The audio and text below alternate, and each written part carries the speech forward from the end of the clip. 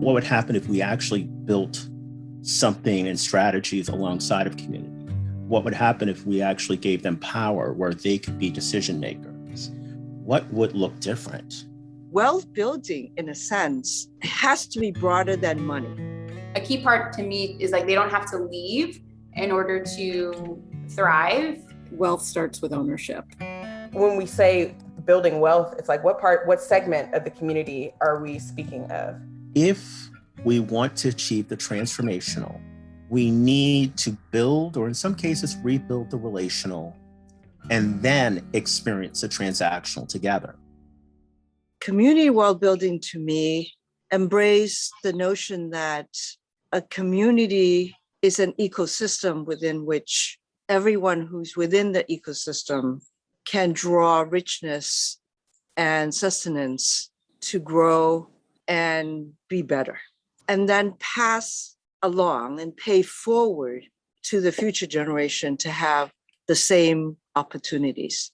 A rich community, in the sense of richness in nature, in support systems, in a sense of belonging. How do we create wealth in a capitalist economy that actually serves the people who need it the most without harming them anymore, and without harming other groups of people? I think that's a challenge. But when I think of community wealth building, I think of all of the things that are present in wealthy communities that are not present in under-resourced and poor communities. I'd rather focus on anti-poverty strategies because I don't think everybody I don't think we need more billionaires and millionaires. I think we need fewer people who are on the streets, who are hungry, who are, housing insecure. Trying to create an environment where we have some shared values. And one of those shared values, of course, is community-centered, community-led approaches. Everyone has a role to play, but we are working with communities. And so, and I keep saying communities, and that could be a geographic community, it could be a racial and ethnic community, it could be a cultural community. But I also say, it could be a community of the private sector. The most important thing for us was governance. So who has the authority to decide, who controls the land, how are decisions made, and who gets to make them? Then we could start talking about the financing mechanisms that might make that come to fruition, whether that be shared equity models, a community land trust, various programs from property assessed clean heat for the buildings, new market tax credits, opportunity zones, or social impact bonds. And so really, we didn't get to the discussion of financing until we thought about needs, desires, and governance.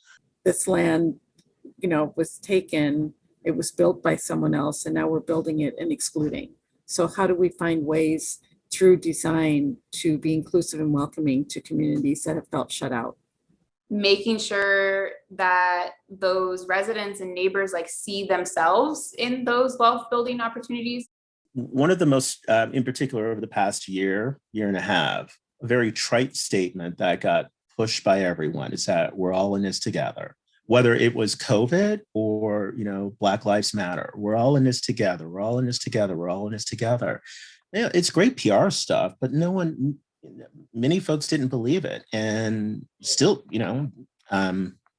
we aren't in it together. For each of these communities, they have designed a process that responds directly to the concerns of the most marginalized people in the community. And they have found ways to foreground the efforts coming from within those communities. I think one of the things that makes it successful is that it is a collaborative. So they are not just, a table filled with one community, but they really try to kind of cast a broader net and include multiple communities that have been the subject of discrimination. But by having them share a seat, I think they just make a louder voice. And so you've got this core group of people that if we work together, we're so much stronger. And if you start building collaboratives like that throughout the nation, you suddenly have an amplified voice of people that are fighting for social justice and equity. Michael Brown, civic architect of Civic Commons. Doris, Strategic Advisor with the Crescent Collaborative. Tessa, Cruz. I help direct engagement and design at Streetwyze. My name is Sissy, Trinh. I'm the Executive Director of SICA, the Southeast Asian Community Alliance. Donna, Moodie. I'm the Executive Director of the Ecodistrict and also the Executive Vice President of Community Development here at Community Roots Housing. Naya Bates. I am currently a graduate student at Princeton University in the History Department. And for the past 5 years, I've been the Director of African American History at Thomas Jefferson's Monticello. I'm Marc Norman. Thank you for having us today.